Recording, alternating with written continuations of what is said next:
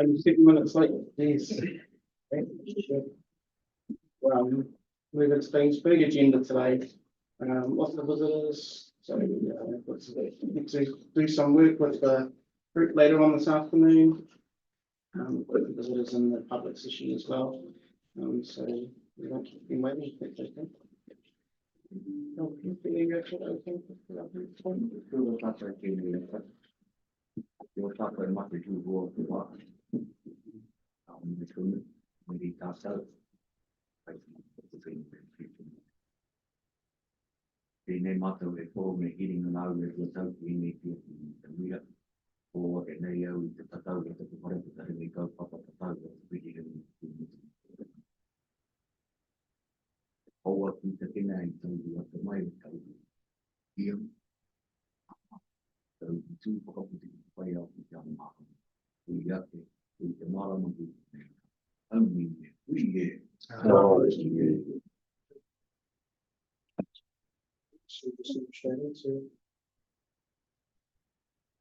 Agenda items for changing, so that's everything. Actually, we did want to move the budget conversation that we've got later on in the day. Bring it up. Just because it's actually a good frame for the conversation that we have later on in the day. So I think we've got the fair right. Anyway, we don't talk about bring the budget up. Probably after the week conversation, so 3.2.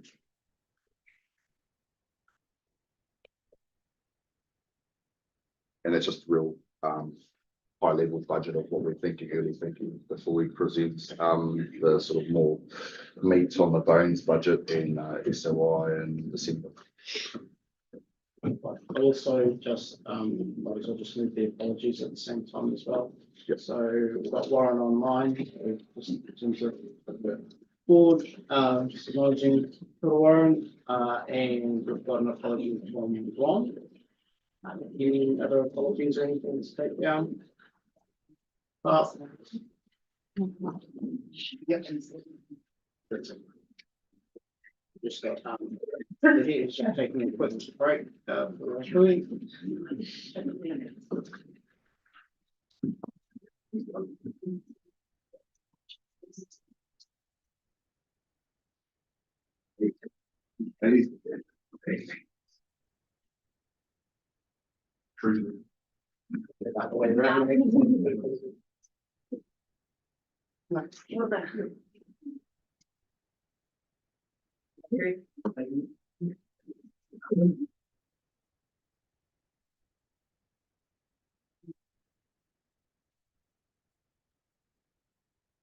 You want to do the whole room yet?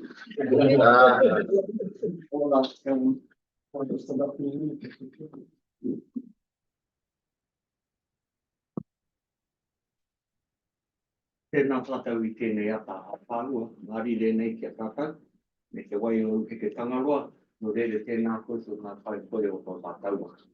E wai nei te urunga tū, te urunga pai, te urunga tapu o te rā, e ka tātou tēnei, no rere haere mai koutou ngā tai hoi. Haere mai koutou ngā whakareti reti, I runga ki tau he ke tangaroa, I runga anō rā I tā tātou e ki ai, ko te tāheke roa, e kore mea muri e hokia, o rātou tō ngoro o te pō. Ukawana tātou tēnei wahanga o te tau o te noe mane. Wai anō, te kaupapa kaimui a tātou, o mihi kia koutou I rungi e ngāhuatanga o te wā, me te mohe anō nei nā koutou, o tā koutou pihi mahi tēnā, e mahi rangatira, e mahi hei whakapakari I a tātou tamariki mohopuna ki tēnei mahi, e hāngai tunu ana ki a tangaroa, te koi tangaroa, te meha, Ihi mona tarapu mone I atu tapa mai kawaka.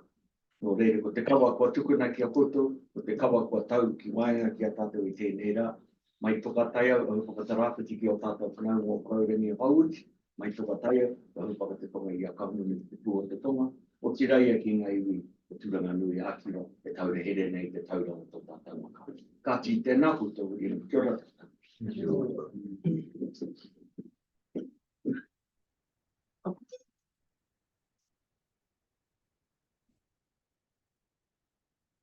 Friends here, proud treasurer of the trustee of the board and trust for the last 6, 7, some years ago, two of my friends. You've got a mobile waka.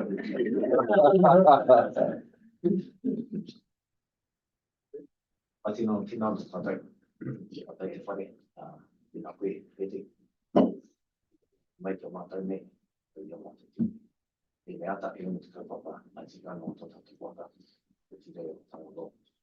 I think my matter. Then after you go to just to have it. Enough way. That's enough way. Today, it's too much. What will that? Too much out to town and make it. Ai tina no koe koutou, tēnei mātou mihi ana, ki ngā āwhina kua tuari mai ki a mātou. I ngā tau, koe no rā, mihi ake anō rā, ki tēnei whiriwhiringa, te tōna atu anō ki mātou. Te koutou, nā rungi ki tumana o te rawhia he āwhina no ka puna. Kare tōro o tēnei punu, nā rungi te mōhio ko te tikau miniti noho te wā. 10 minutes, on the other 9 minutes.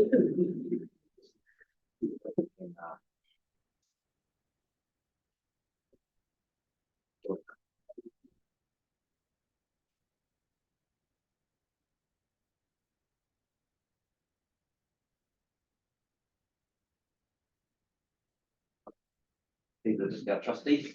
Just our trustees. These are our trustees. Jen is our trust manager.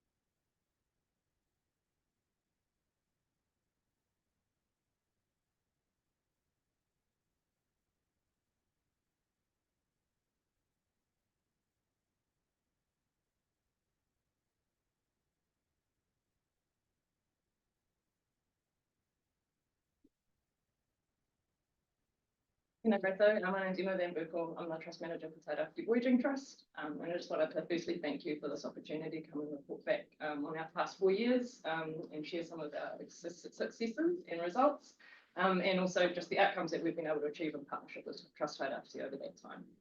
I apologise in advance if I skip over some of these slides a little bit quickly. Just want to make sure we stick to our 10 minutes. So this sort of the 4 years that we're talking about, this phase of development, I guess, has been about, well, our focus through that time has been about laying a solid foundation for our Haurua. And I guess you could call it an establishment phase. We've been focusing on establishing a really solid core team, capable and committed core team for our trust. We've been establishing our operation and our operating model through that time.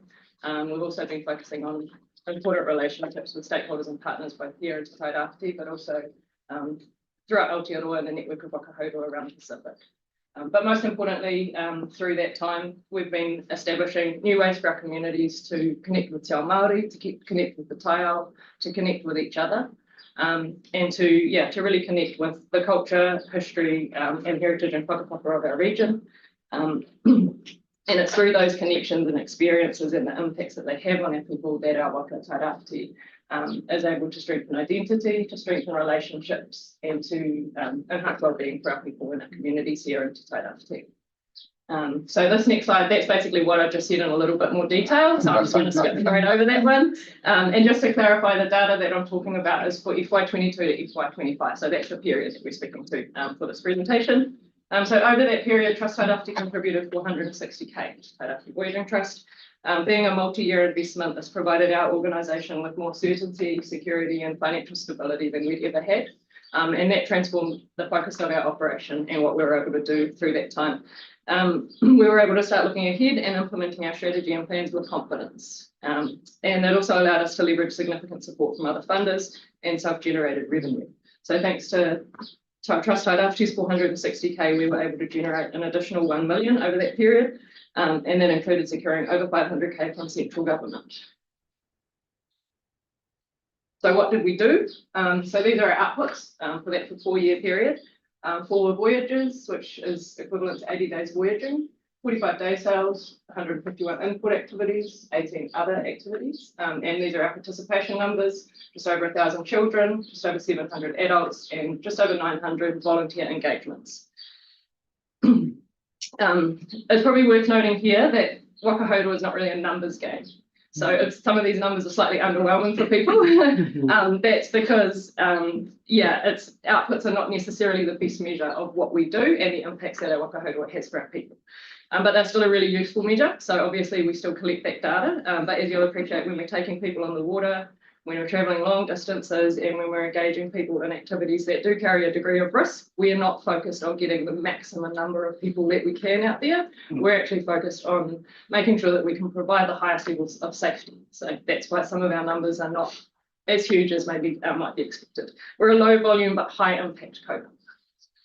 So as well as quantifying our outputs, we collect feedback, reflections, and more qualitative information from our participants to try and understand the depth of the impacts and where we're really kind of having, influencing change in people's lives, I guess.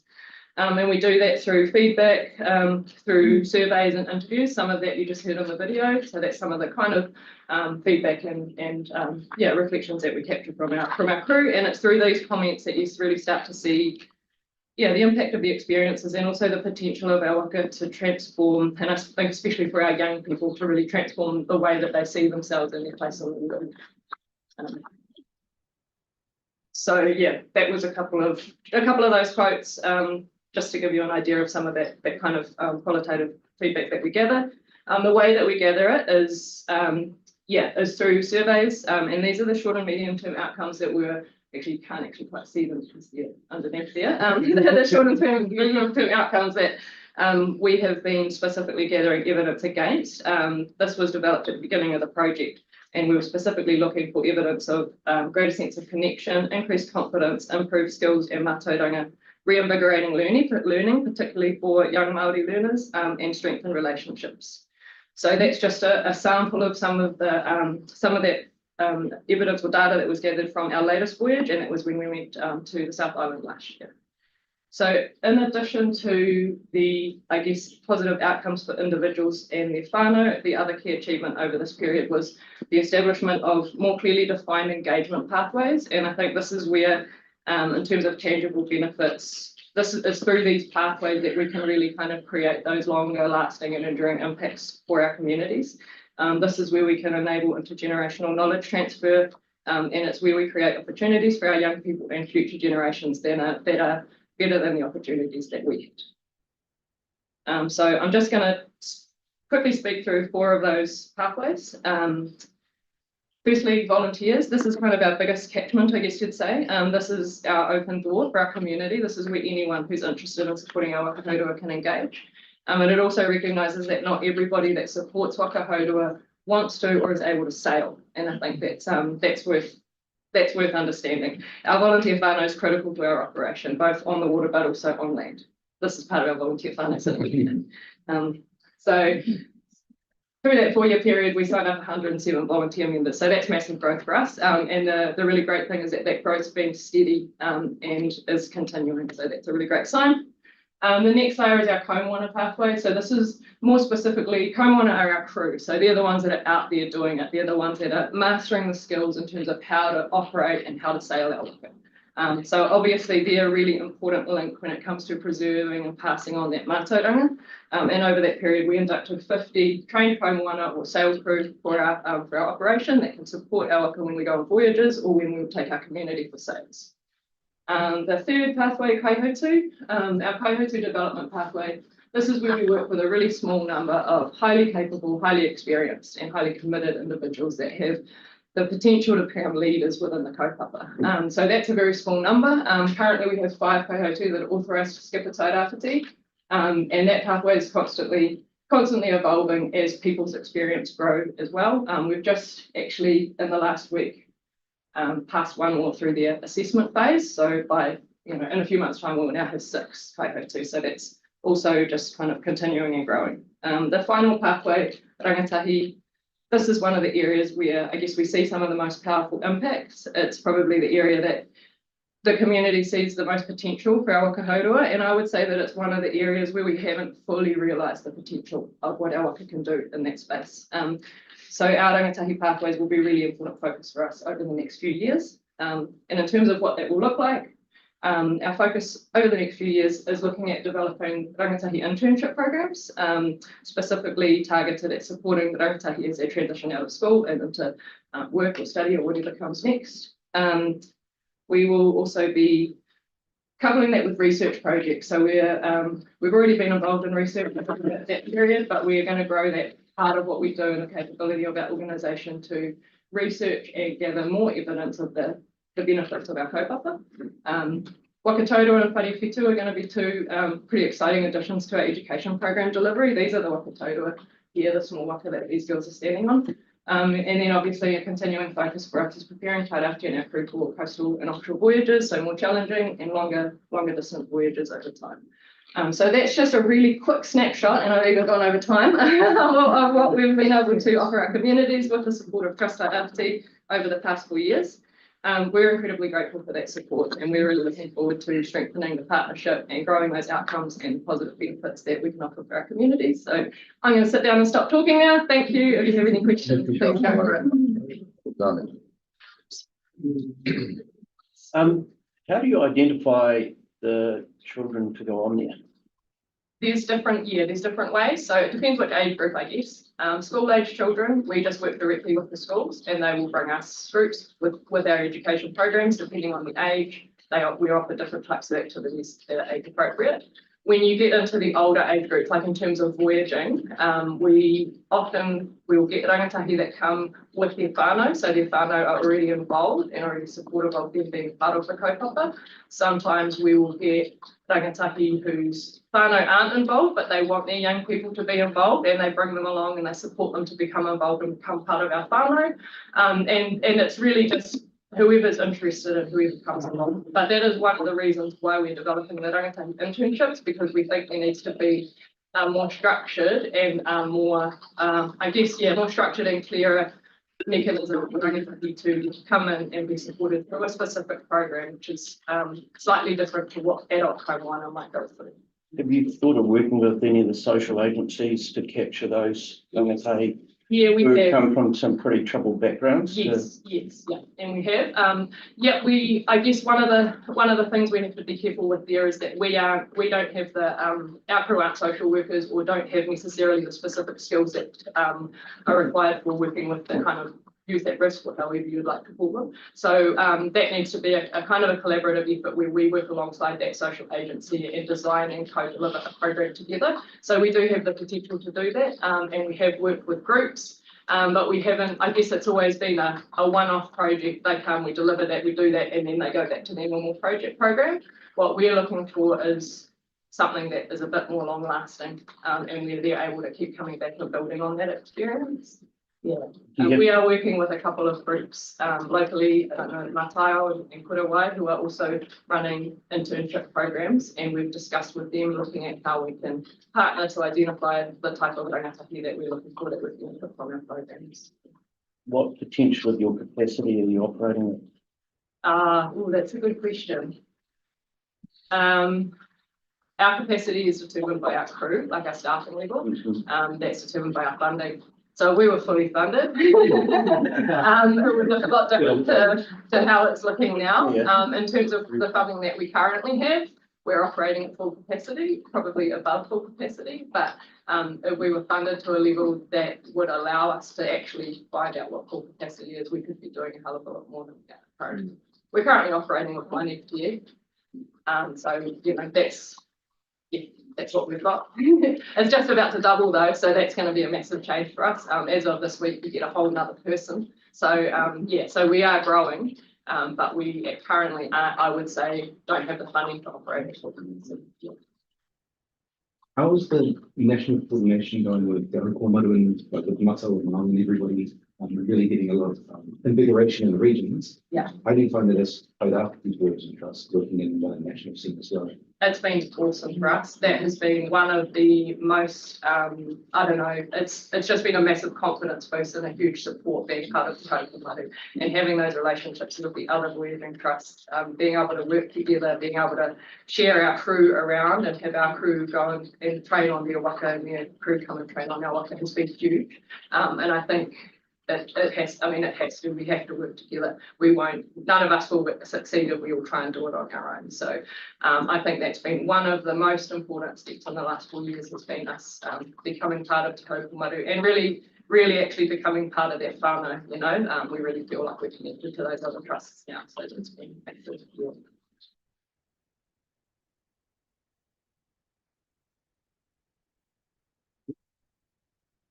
Anything else on them? I'd just say if you really believe in what this program can deliver, be aspirational around scale of it. Because we've got a shitload of problems socially in our communities. And if this is one way of addressing them, Yeah. and you know it works. It'll take us time to scale up. I guess that's one thing we need to keep in mind is that, you know, we're currently operating with a core team of 5, and that's pretty good. But, you know, we can't just double that overnight because we don't have another 5 people in this town that have that level of experience that can just step into a wakahoto operation. And so, you know, we need to grow that gradually, grow that team and grow the numbers over time. But that's basically what we'd like to do. We've got 5, they can train the next 5. They can start really sharing it out amongst our community and just, yeah, slowly grow it. Hara i te mea he pātai. Engari he whakaaro no te o ngā mihi. Ia tāhua hoki o wau kōrero, mārama nā wau tāhau te whakoto ai. Me te mōhau nora, hara koe te me te tāku. Hei whakatika i ngā naue i ngā hua ta ngā raru o te wā. Engari ko tā koutou, kai runga koutou i ke tehi ngaru nui, ngaru roa, ngaru pai whenua, kia tae ai e tātou te eke panuku ki te kei taumata ke atu.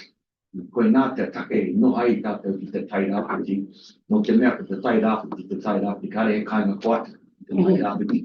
No reira koutou o te Tairāwhiti e kawene i tēnei ahotanga o ngā tīpuna, ka whakaungia ki roto ki tēnā wāhanga o te hapori, koe nā te mea nui. Aha kua ngā mea kai roto i te pōrau, nā mea kai wāhi ki atu, ko tēnei waka ka tae e ia te kaupare ki ngā ahatanga o te wā, te piki te heke ki runga ki ngā ahatanga o te wā. So I think it's a fantastic program that you've got in place. There's so much extension we can go on with this, all the positive things it does. It doesn't necessarily have to just rely on fixing problems. It's a waka, it's a vehicle of excellence, and it drives into excellent fields. This sort of stuff ends up in the Olympics. Thank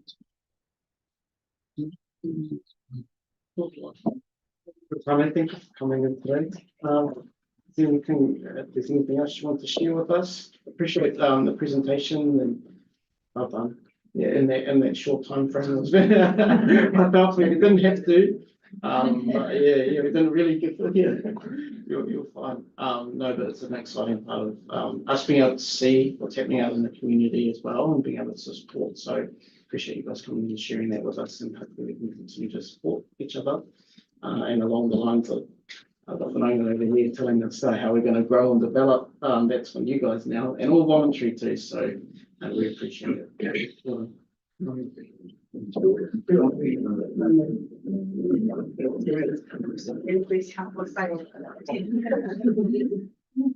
we should have got the vote today. Good way to go.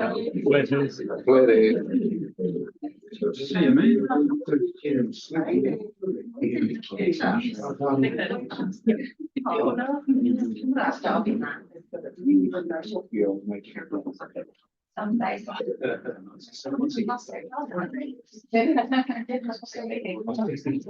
I am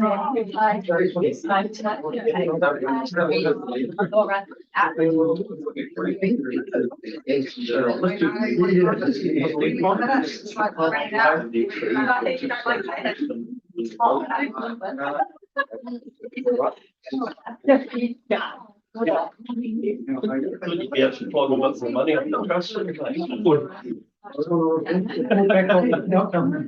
Surely it's coming. It's coming.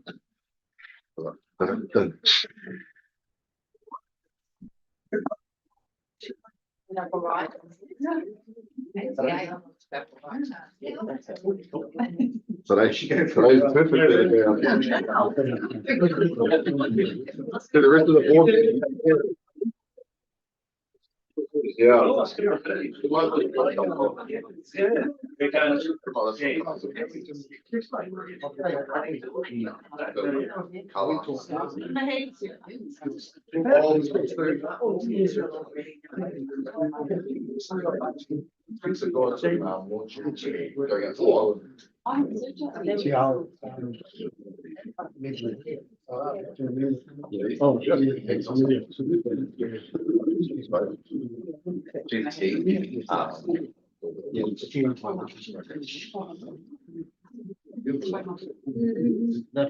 too far, yeah, it's what's fun, but it's probably anything. Well,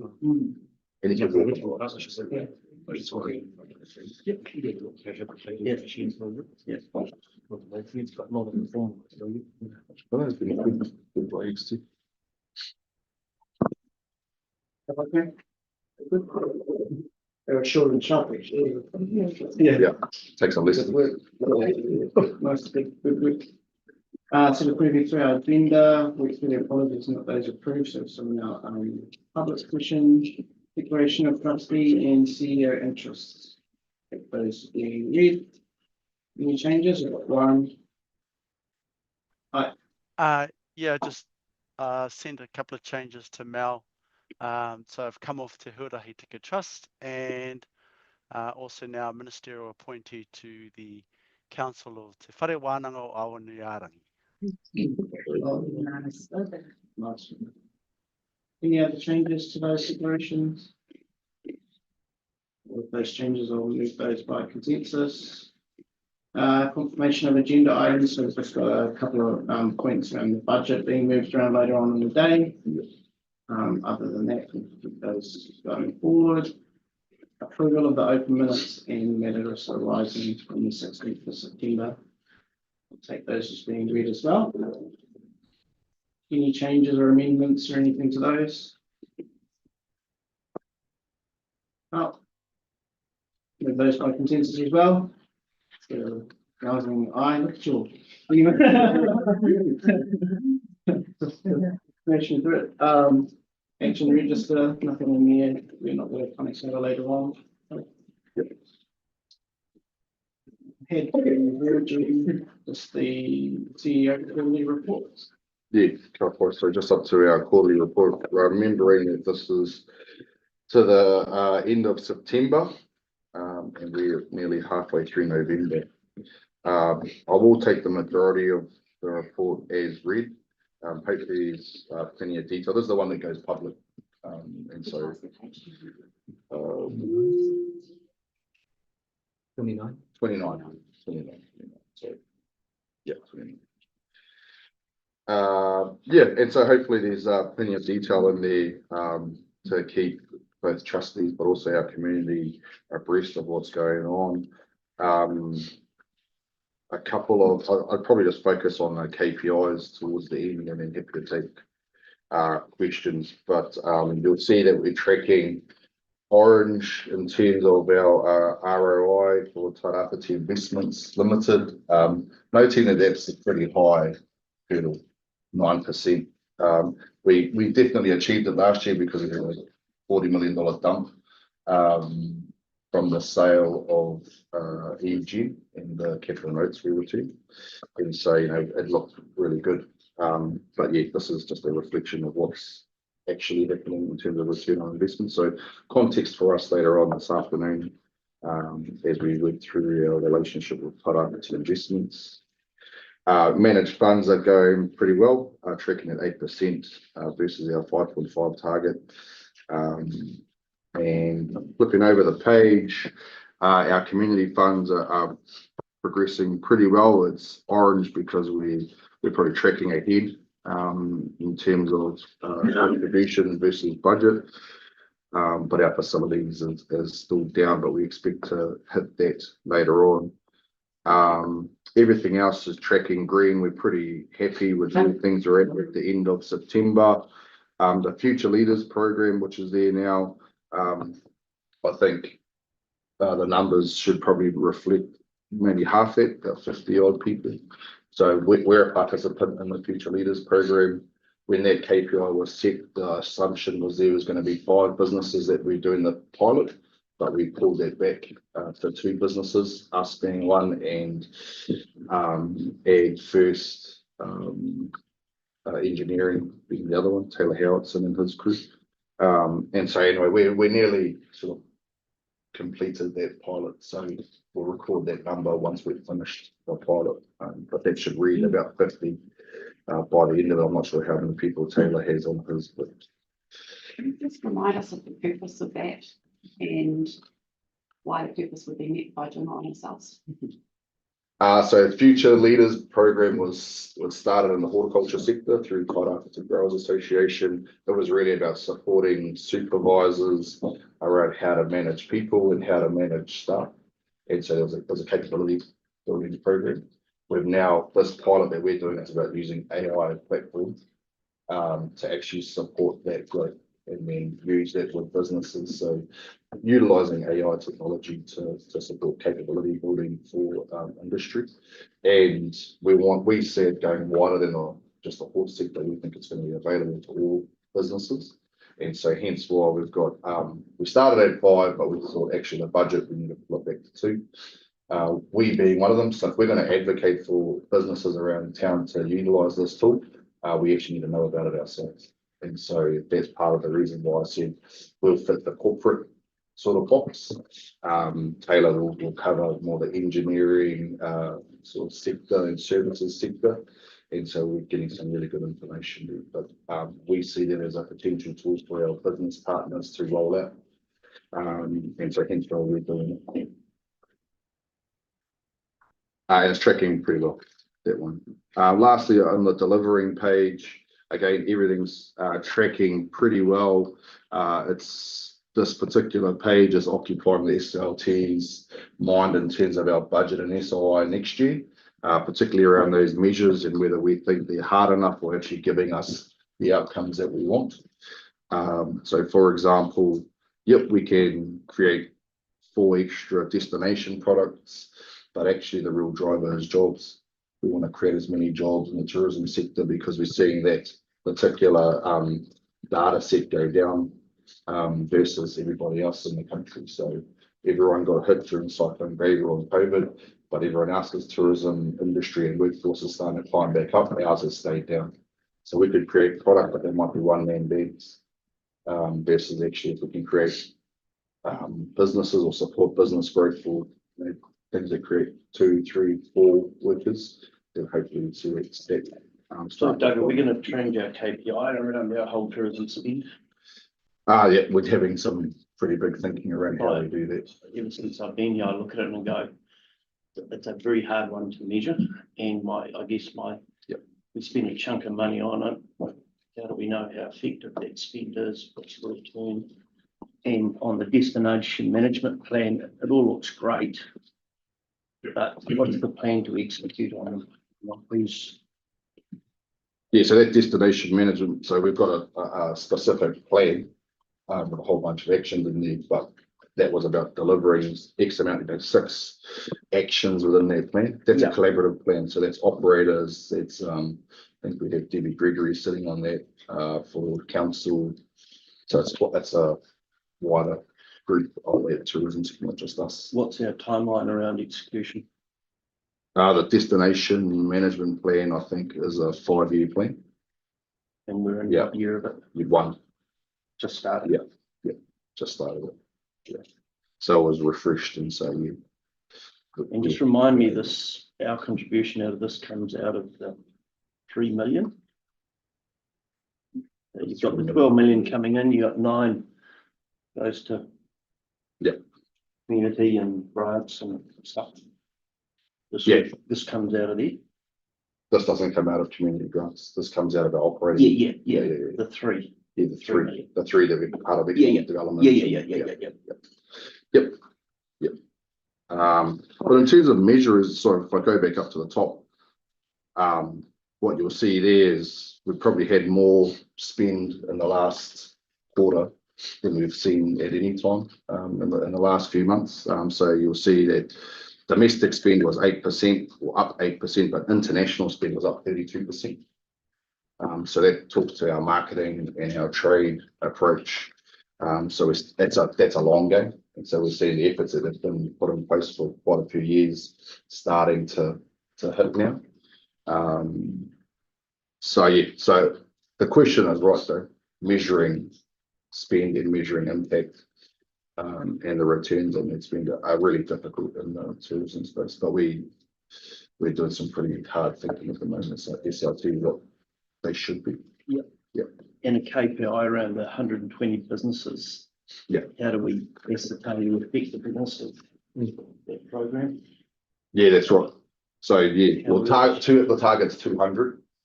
We get contracted for 120 from central government. Yeah. It's about $2,000 a business. We've said that we think it's important, but again, that's the same conversation that we're having as SLT. Are we really making an impact? Or are we just ticking a box? Yeah. Is the number 100?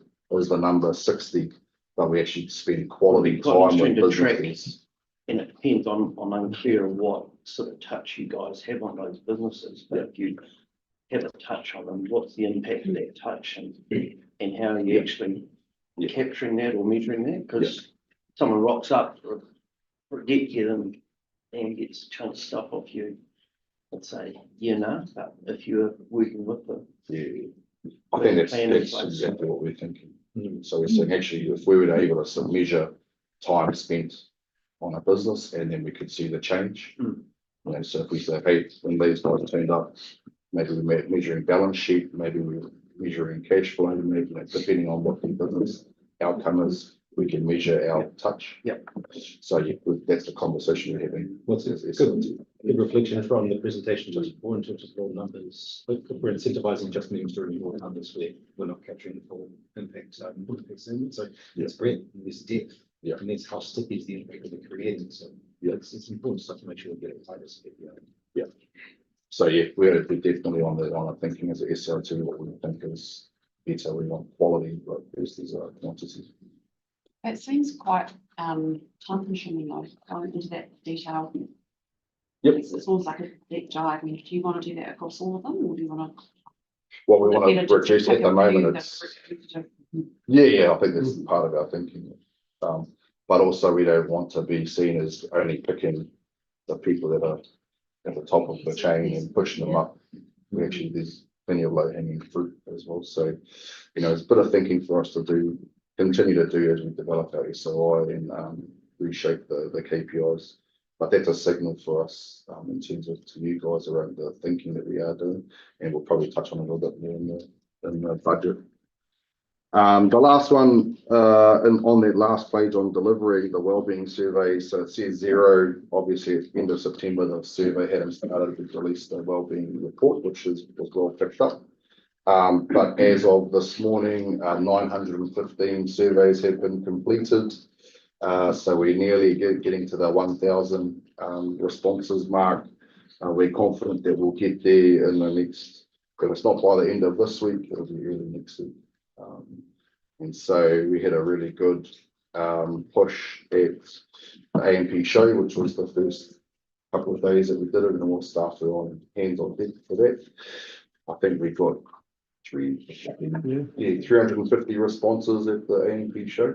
And that's today, you can share with men in our region when we meet all in. Yes. In the margin.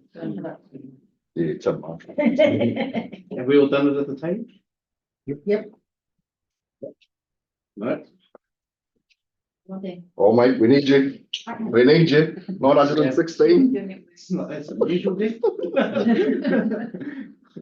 Yeah, so anyway, tracking really well. If I think about 2 years ago when we just started, it took us 3 months to get to 1,000 people. It's taken us, what are we, 3 weeks to get to that number. So people are starting to see value in it. We've also refined it, so it should only be about 5 to 10 Yeah, minutes. so I was about to lean on that. So walking into the tent and getting, no, it only takes 5 minutes. I'm still there half an hour later. I'm trying to work through my curriculum. That was good. Well, that's more about you. Yeah. Not fine. Dave, and I'm sorry, I will repeat myself. I think it's great, but what are we going to do with it? What material thing are we going to do with the Forms your direction. forms your direction? So we've been informed. Then what are we going to do about it? Just advocate for the region, so when we go and talk to, national investors, other trusts, it gives us that credibility. So one example, and I think we've had that mentioned here, is the Social Investment Agency. The region is bidding to try and advocate for the $1.5 billion spend. Our data is the most critical piece of that pitch. But agreed, but it's that next bit. Yeah, and then so we use the data to then inform where does the spend go. Yeah. Right, so that's the power of this. It's also, if we think about it, at our level, we've already changed our distribution strategy as a result of the information that's come through. So we want to target environment, we want to target young people. Those are the things that we've already done as a result of that. But that's the power of this particular survey and the data that we collected. How integrated is the use of the insights we derive from our data with like Treasury CBEX, the IDI? It's all connected. Yeah, it's all interconnected, and it's based off that the Treasury standards, living standards, all of that. So it's not bespoke. We still don't connect. Actually, it's very well connected. Hence why the central government who actually want the data, and actually we think there's opportunity for us to leverage that. Certainly, given the fact that we're losing our census, the data is going to become more vital to making sure we. And that data is available for other organisations. Yeah, Like council available. can use it for, like when we start doing our 10-year plan, there's some input there that we can social input and different stuff. yeah, we just got an award for that research. It's been noted the EVNZ conference starting tonight.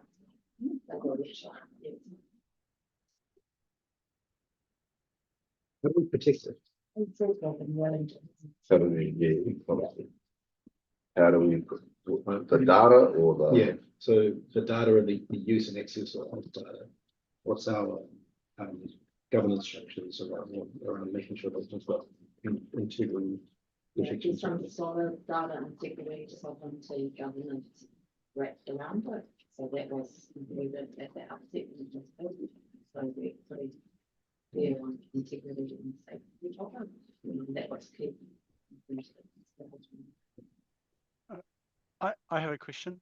Comment and question. First of all, just some feedback for the team at the AMP show. It had awesome feedback from whānau and stuff coming through to me while I was out of the city. So big ups to the team.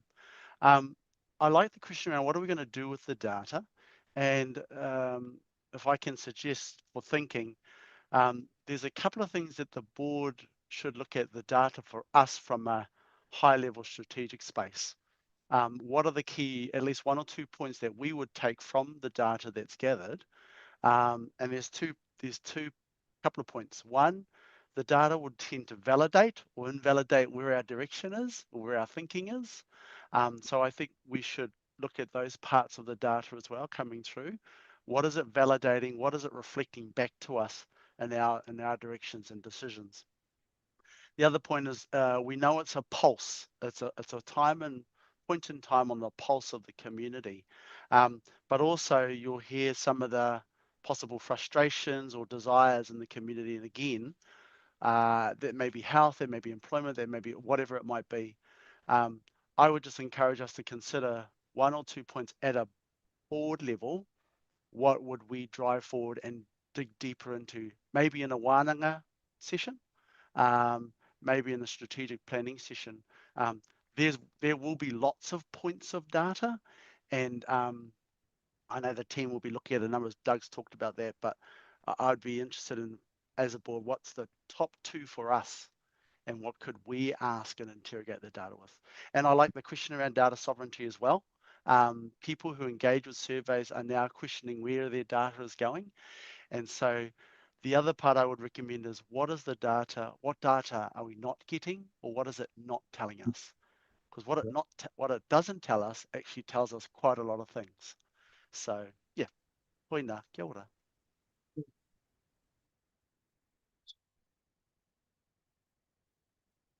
Well, any questions or any other questions on and around the report? It's like a public session. So this then becomes available to publish it on. Yeah, so the data, so we receive all the data, hopefully close it off in the next week or 2. Then we process it. There's quite a bit of harvesting that goes on to get the information accurate. It's around about April, May, when the data is sort of more visible that we can share with our community. So that's the timing when we share it back, and we can add to our State of the Nation, State of the Rohe type of report that we did earlier this year. But we start communicating and sharing the results about May, and so we start re-engaging with our communities, sharing that information. But it is publicly available on that Tairāwhiti wellbeing website. Yeah, so it's always publicly available for others to cut it how they need to, so they can filter it, they can do whatever they want with their data. It's open. Sorry, the quarterly report that you're just talking about now, that gets published as well. This gets published as well, so obviously this is what will go out quarterly, but Yeah, once so the they survey's can go finished, live we'll show. online and then you just post it. Yeah, so it's got its own dedicated website. Yeah. That's for our quarterly report. We're happy to take other questions. Yeah, I think the simplicity of it, it's had a few iterations later report. This report. Yeah, and that also helps start informing some of the conversations when we get to council. So our quarterly reports for that, so when we go to council, our conversations there as well, so they're informed on the news stuff. So keeping it simple is really good. I think if there's anything missing from there strategically, that the board should like that and bring that back down to management when we can. Yeah. Sorry, one other point. The Aroha AI workshops that we're running are just hugely popular. So I think we're doing 4 or 5 up and down the coast. But the last count, I think we've got something like close to 150 participants, 90 something separate organisations. And that's from Whare Kahika all the way down to Tairāwhiti, a couple of the cities. So yeah, that's really popular. So just if you get a chance, encourage any of your businesses to lean into those workshops. Is that with the feedback again from the quality of what's being given to them? Yep. So we've been doing 2 workshops. One is basically an introduction to what is AI, and the second one is actually how to utilise it best for your business. And we're getting a lot of qualitative information on what are the barriers, how it's impacting, how it's benefiting. So we're getting a lot of qualitative data that sits alongside those workshops. So it's a great training. Yep, it's great. Even from some fairly sophisticated businesses that come back to us and said that great it was, and recommended other businesses at the heart of our economy. So not just individuals or sole traders, but some sizable businesses have been going through it.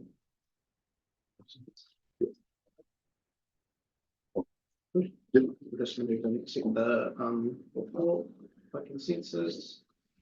And unless there's anything else, we close the public session. Can I ask if the polar blast can be turned down? please? I'm loving it.